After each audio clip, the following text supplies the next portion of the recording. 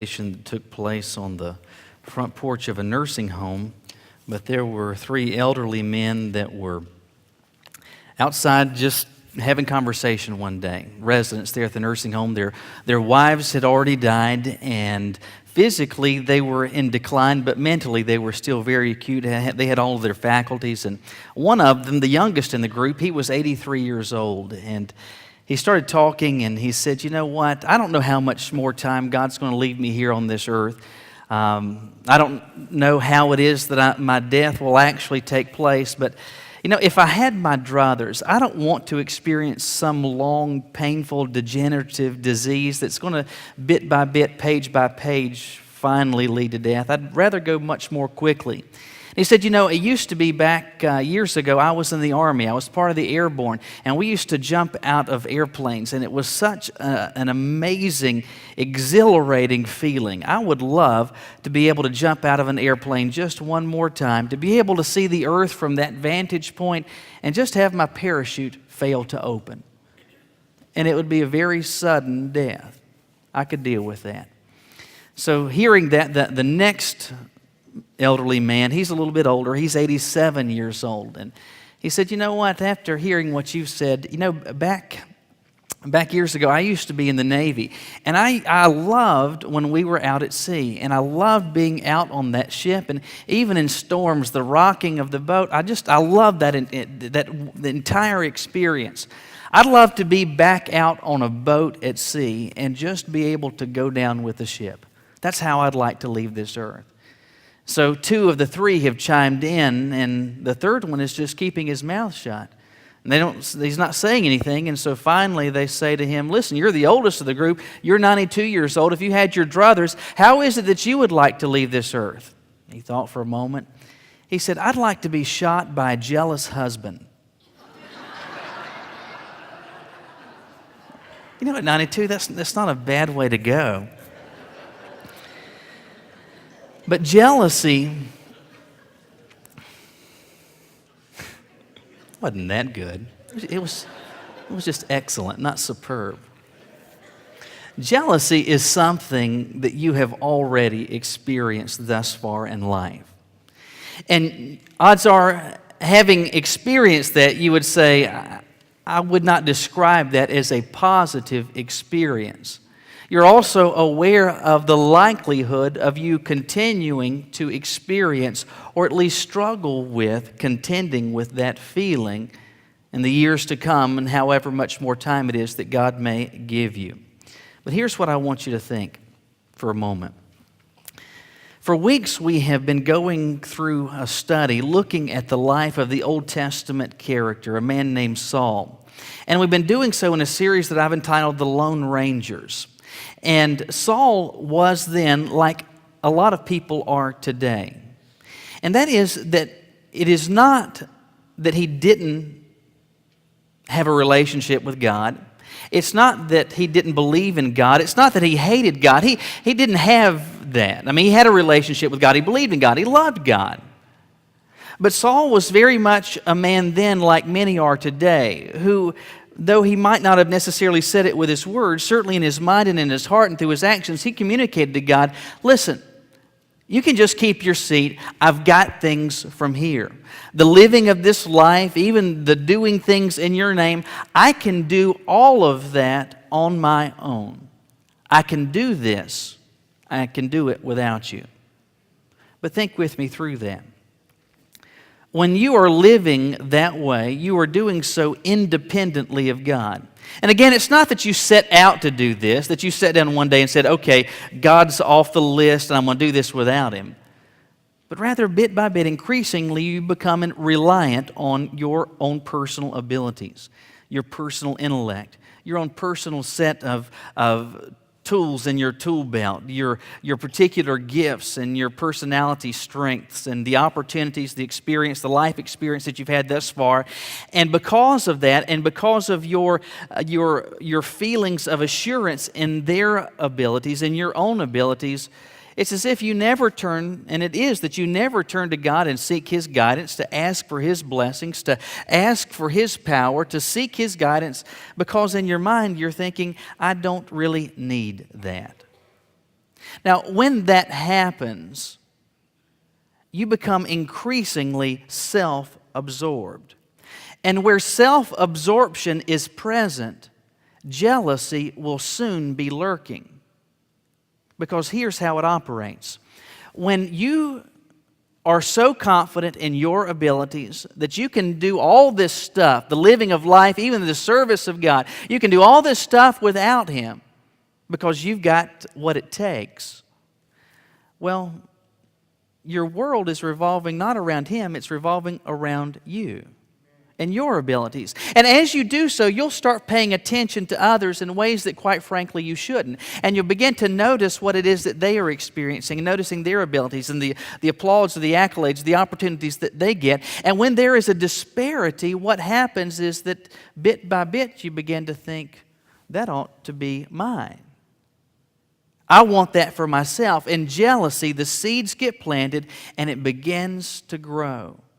Now, obviously, we would say that the experience of jealousy is not a positive feeling. It's not a positive experience for us. But it's more than that. Jealousy is something that can bring about significant damage to you in your life and in your walk with God. But here then is our question this morning. What exactly can jealousy do in the life of a lone ranger?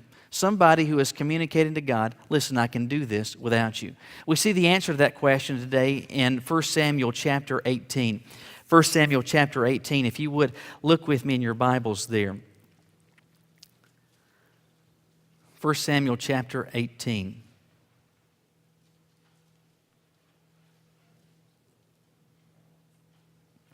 There in verse 1 we read this. Now, when he had finished speaking to Saul, the soul of Jonathan was knit to the soul of David, and Jonathan loved him as much as his own soul. Saul took him that day and would not let him go home to his father's house anymore. Speaking of David. Skip down to verse 5. So David went out wherever Saul sent him and behaved wisely. Saul set him over the men of war, and he was accepted in the sight of all the people and also in the sight of Saul's servants. Now it happened as they were coming home, when David was returning from the slaughter of the Philistine, that the women had come out of all the cities of Israel, singing and dancing to meet King Saul with tambourines, with joy, and with musical instruments. So the women sang as they danced, Saul has slain his thousands, and David his 10,000s.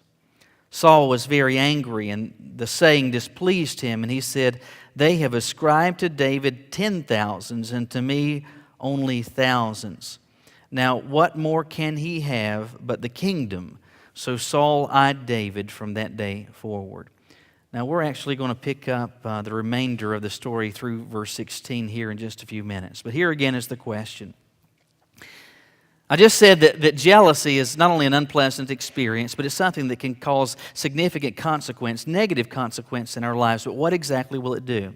Jealousy, once it begins in your heart, in your life, it will first lead you to long and crave for the spotlight. It will lead you to crave and long for the spotlight. So that this passage makes some sense, let's think of some broader context here. You remember the story about how there was among the Philistines this giant of a man that the Bible names as Goliath. Goliath was a man that stood over 9 feet tall, and every day he would come out and taunt the Philistines, the armies of Israel, and he would, in effect, throw down the gauntlet and say, listen, here's the challenge, here's the dare. Why don't you pick your best to come and fight me? And that'll effectively be a battle by proxy between the nations. So you send somebody out and I'll fight him, and we'll see. We'll just see who the winner is going to be.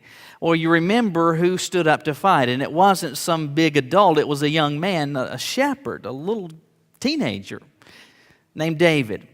And he was too small to even wear armor and a helmet, to carry a shield and to carry a sword or javelin or any of those things. All he went into battle with that day was some smooth stones and a sling. And with just one rock struck at the right place in between Goliath's eyes, the giant fell dead as a hammer. All of a sudden, David is a national hero. He is instantly a celebrity within the nation of Israel. People love him because he's rescued them from the taunting and from the threats and the dangers of this awful giant of these pagan Philistines. Well, David is not only loved by the nation, in particular, he becomes loved by Saul. By the time you get here to 1 Samuel chapter 18, Saul has effectively brought David into his own house. And he's made him a part of the family. And Saul's son Jonathan and David, they become the absolute best of friends. But because David has demonstrated his battlefield prowess, Saul has given him position. And it seems that he has advanced through the ranks so that he is certainly at least one of, if not the chief among Saul's generals. And as he is in this position of leadership, he is leading Israel and its armies out to fight one successive victorious battle after the other. And when David comes back into the cities with his victorious troops behind him, in particular the ladies come out to celebrate the return of the troops, but in particular to praise David for the victories that he's accomplished. And you see something that it seems was regularly part of their chant. Whether it was a chant or maybe they even had music to this, we don't know. But you see it in verse 7, Saul has slain his thousands and David his 10,000s. Well, how does Saul receive this? Well, we're told in verse 8, Saul was very angry, and the saying displeased him. What happens is that Saul responds with unadulterated jealousy. What David is getting, I am not. What David is getting, I should have. I should be in the spotlight to a degree that I do not presently feel that I am. That's exactly what jealousy does. That's how it operates in our lives. That when that seed gets planted, it leads us to long and crave to move the spotlight back on us so that we are getting what we believe that we deserve. Here, though, is the question. From where did this jealousy come? What prompted this jealousy in the heart and the mind of Saul? Now, very easily you could say, well, it's because they're saying Saul has slain his thousands, but David his tens of thousands. In fact, you see Saul's response in verse 8. He says, they've ascribed to David 10,000s, to me only thousands. 10 times the victories they are ascribing to him. So you say, well, that's where the jealousy springs from. Well, actually, I believe the answer to that question as to what prompts this jealousy is a bit deeper and a bit less on the surface. And to get to the answer to that, I believe we have to start with this premise that Saul is an example for us of a lone ranger type of God's follower. Again, he believed in God, had a relationship with God, but effectively is living his life without God, without his direction, without his guidance, without his power, without his provision, without anything. God, you can keep your seat. I can do this all on my own. And Saul was doing everything all on his own. And as a lone ranger, he then, like so many today, operate under the assumption that my personal abilities, my intellect, my life experience, the life wisdom that I've been able to pick up thus far, the opportunities that I've had, all of these things together are sufficient enough for me to face whatever challenges or curveballs that life may throw at me. Now, when that is the case, when this is found in you, what is your world, what's your life revolving around? Is it revolving around God?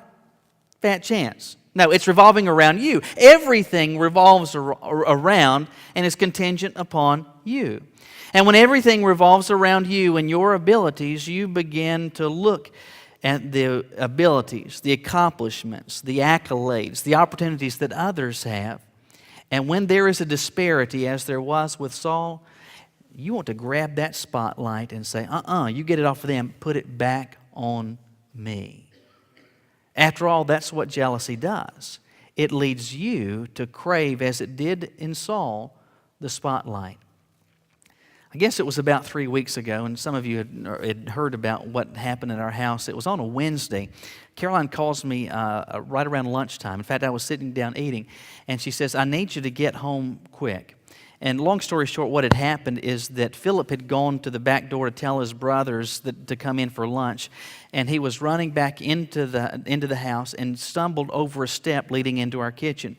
He falls face first into the floor and hits his mouth on the floor or on the step, and immediately one tooth, root and all, comes out.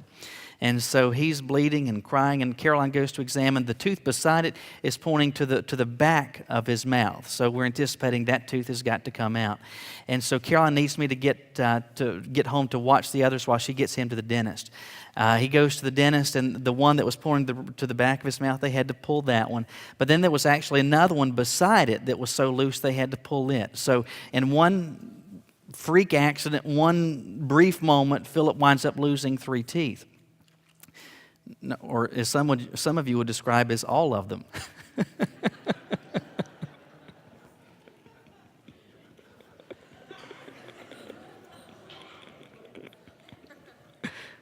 That one was free. Anyway, so he's lost 3 teeth, and he comes home that afternoon. He really is kind of pitiful. He's got this big old wad of gauze in his mouth to try to get the bleeding to stop. And that night, the tooth fairy was very gracious to him. Philip earned what we would describe as combat pay from the Holy Experience. All right, so that was on Wednesday. Fast forward a few days until Sunday. That night, of course, Awana was going on, and our kids were here. Caroline teaches in the Awana class. When Awana finishes, though, I get over there. I'm going to help Caroline get the kids out, get in the car, and we're going to go home, get everybody for bed, and that's going to be the end of the night. Anyway, Caroline says, there's some things in my room.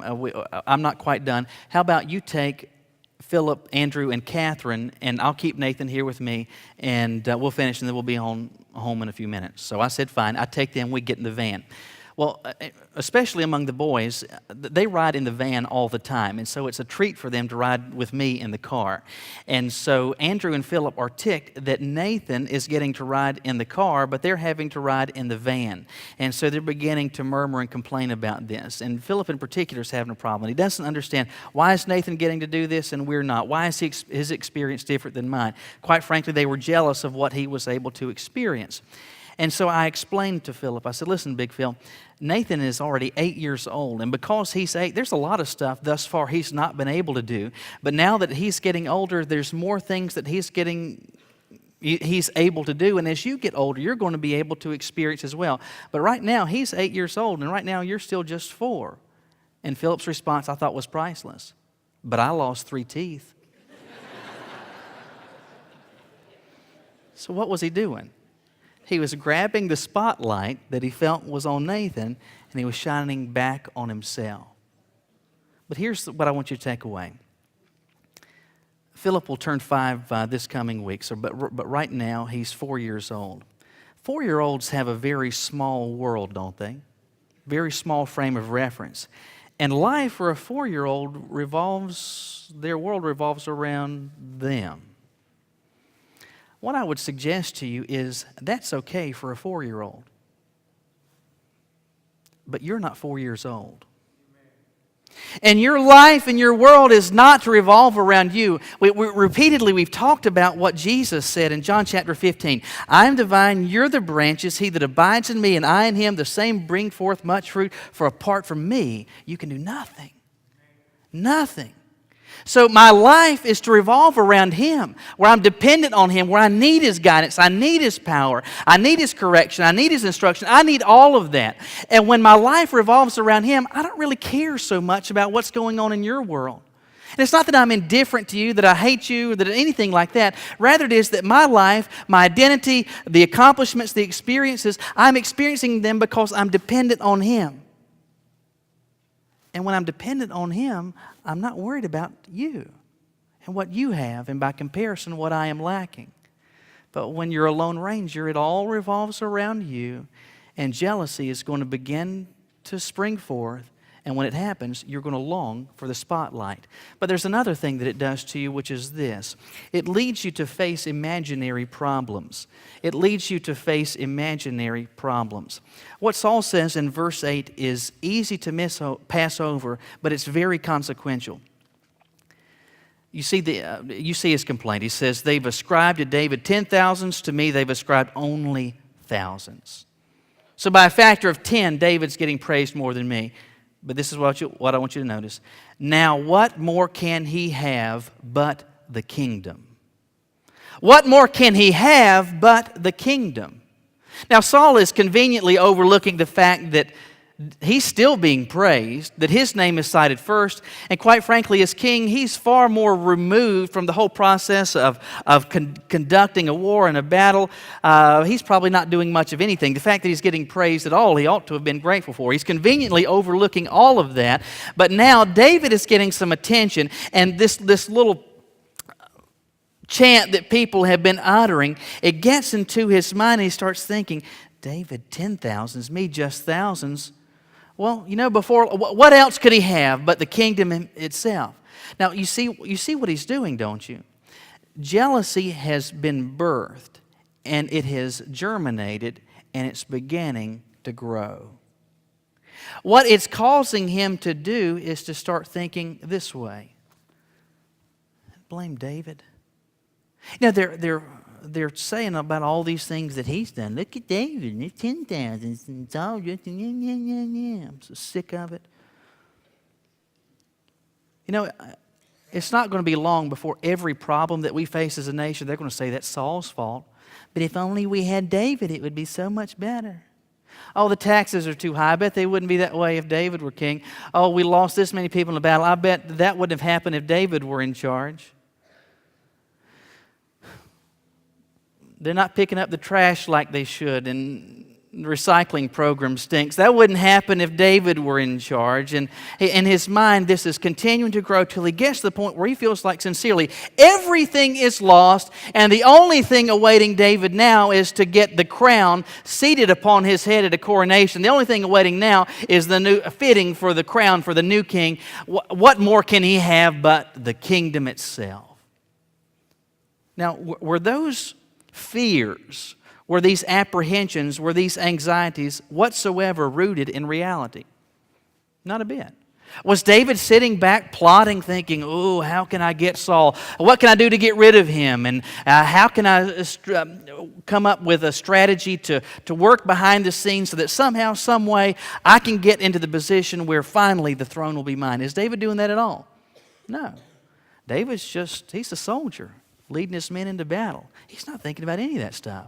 He's still going before Saul on a regular basis, playing the lyre for him, playing the harp. He's not thinking any of that. But Saul is. Why? Again, is it because these problems were real, that they were legitimate? No, they were the product of his imagination. But that's exactly what jealousy does.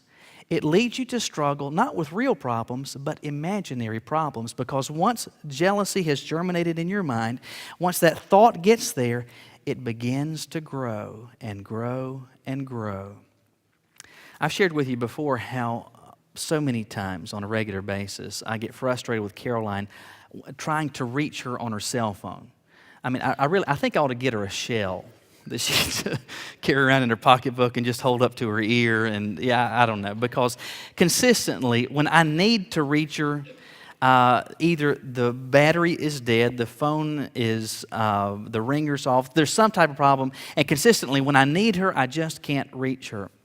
Back a few months ago, Caroline had gone to Charlotte on a Saturday for a wedding. A friend was getting married. And the wedding, I think, started late afternoon, early evening, and so she anticipated it was going to be kind of late driving back home here to Greensboro, but we were braced for that. Anyway, she calls me after the wedding. She said, I'm going to go to the reception, just speak to the bride and groom, then I'm going to get in the car and come back. So she calls me when she leaves the reception. And it's going to be somewhere probably around 11:30 before she's going to get home. And neither one of us liked that thought of her out on 85 by herself like this. So one of the things that I had said that we were planning, I'll talk with you repeatedly throughout the course of the trip just to make sure everything's okay, that you stay awake, that all is well. So she had been driving, I guess, for about 30 minutes or so. I was at home watching on Saturday nights. I love these murder shows, like 48 Hours, these whodunits. I love those. So Caroline's gone. I can watch these without interruption. And so I'm watching 48 Hours. And so, I don't know, 30 minutes or so into the ride, I call Caroline, ring, ring, ring, voicemail. I thought, well, maybe she's in some traffic trying to get through town.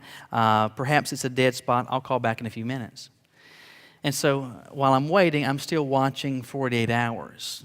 No doubt, in this case, about someone who was stranded on the side of the road, and some axe murderer comes up and Anyway, so I'm watching that. I wait a few minutes and I call her back. Again, it goes straight to voicemail. Well, sitting there watching what I'm watching on 48 Hours, the thought first gets into my mind, I hope she's okay.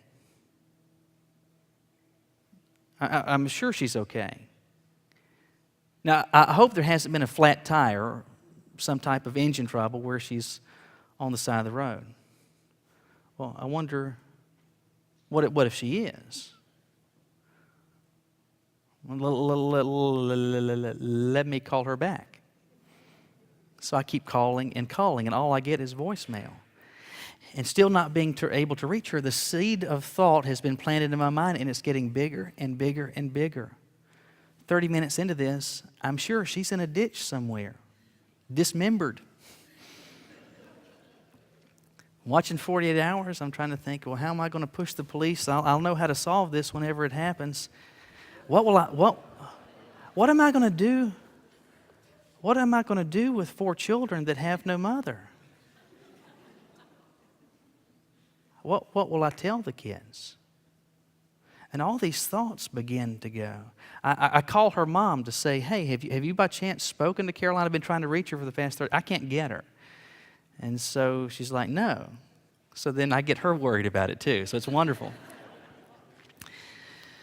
So finally, I am genuinely getting concerned enough to the point that I'm beginning to think maybe I need to get the kids up and put them in the van and start heading down 85 and looking in the northbound lanes to make sure that everything is okay. I'm getting that concerned. And finally, the phone rings, and it's Caroline.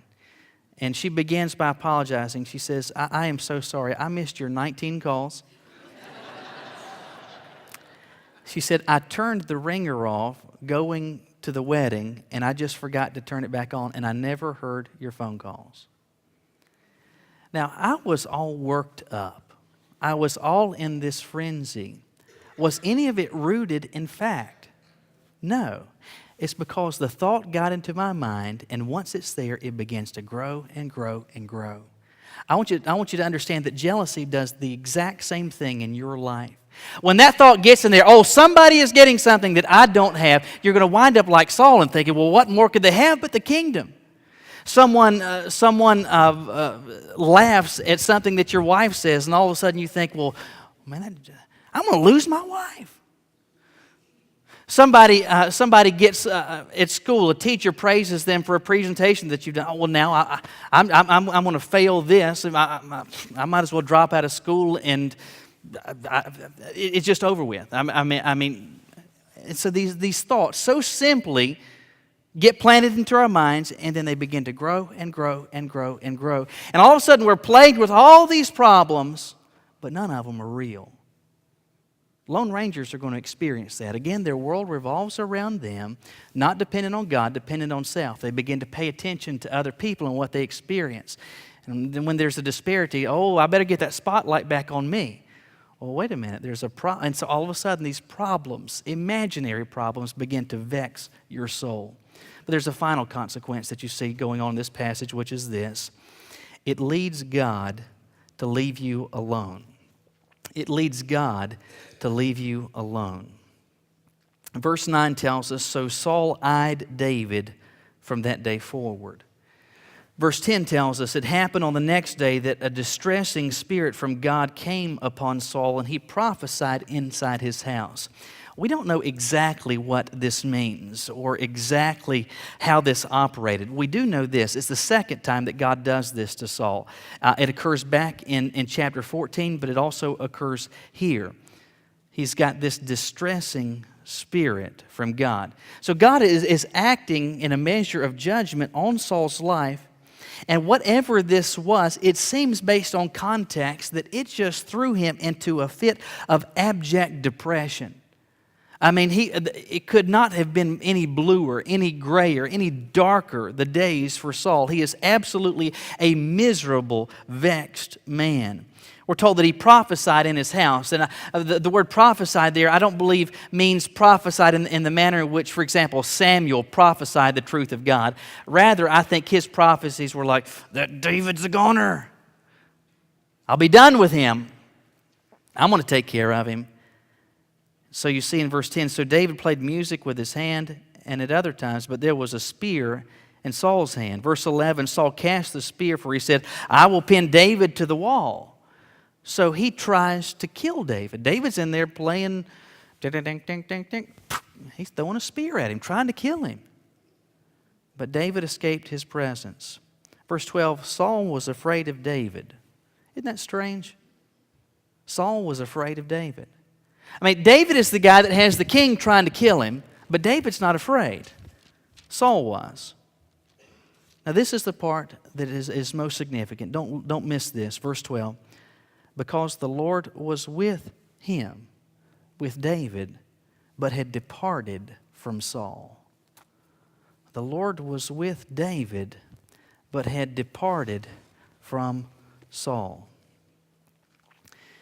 What you see in verse 13 is that, in the verses that follow, Saul demotes David. No longer a general, effectively makes him a captain, only puts him over 1,000 people. Says, I want you out of my face, I want you out of my house. In effect, I want you out of my life. Verse 14 tells us, but David behaved wisely in all his ways, and the Lord, he was with David. But again, verse 12 says of Saul that God had departed from him. Let me see if I can paint the picture for you of how this process works. When you ultimately decide, whether consciously or otherwise, I'm going to do things my way. God, you can just keep your seat on the throne. No need to leave heaven or any of that. I've got all this down here under control. My intellect, my abilities, my education, my opportunities, my pedigree, all of these things, they're sufficient to face any challenge that arises and anything that's to be done in your name. Oh God, I can take care of this all on my own. Don't have to have your help, don't have to have your guidance, don't have to have your provision, don't need your blessing, don't need your power. Hey God, I got everything taken care of down here.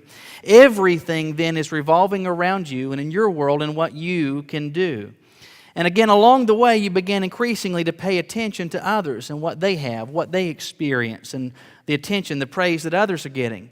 The disparity, you begin to notice they're getting what you're not, and so the jealousy begins, and the first thing you crave is to get the spotlight back on you.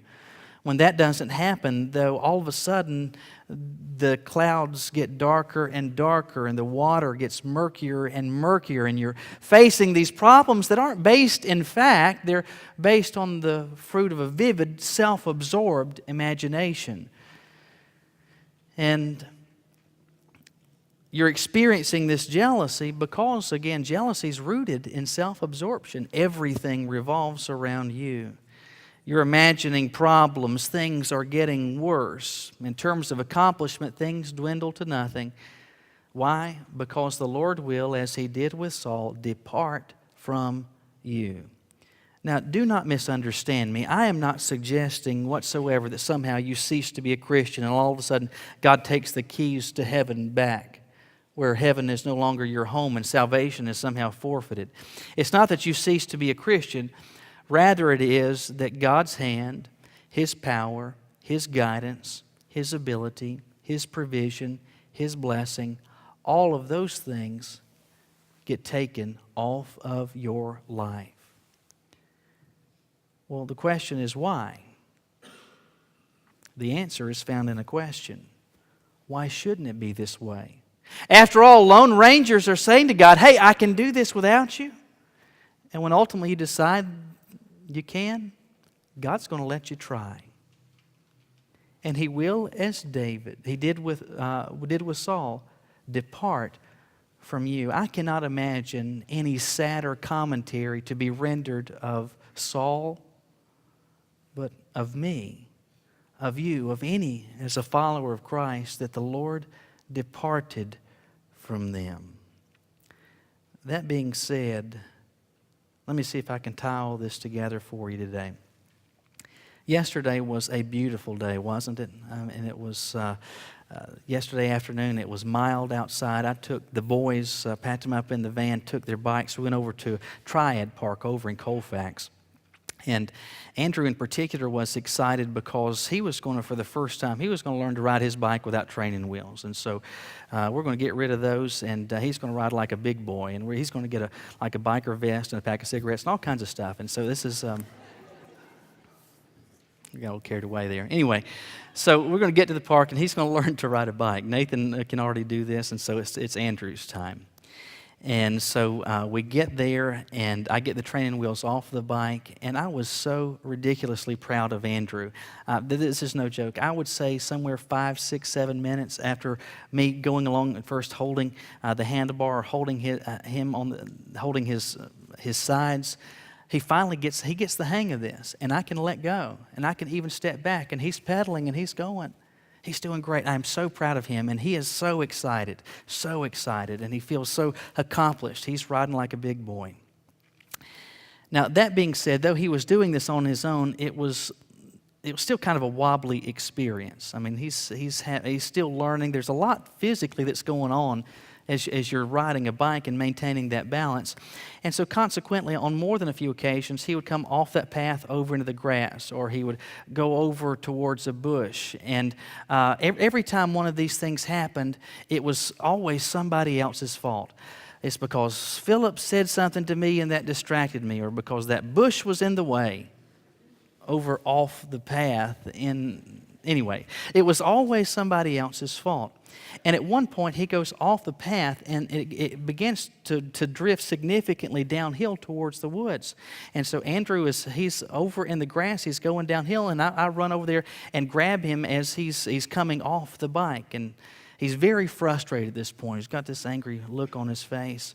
And he's frustrated, and somehow it was the path's fault, it was the grass's fault, it was, I don't know, it was citing everything as being the problem. And so I said to him this, Andrew, listen to me. Your bike is going to go where you guide it. Wherever that wheel is pointed, and you point it, that's going to determine where it goes. Andrew, the bike will go where you turn the handle. Where do you want the bike to go? Listen, you and your life and my life are very similar to Andrew's bike. We see the path that Lone Ranger living, the destination it will lead us to arrive at, and along the way it will lead us to experience jealousy. We see what it led Saul to experience. He decided to pedal further and further from God.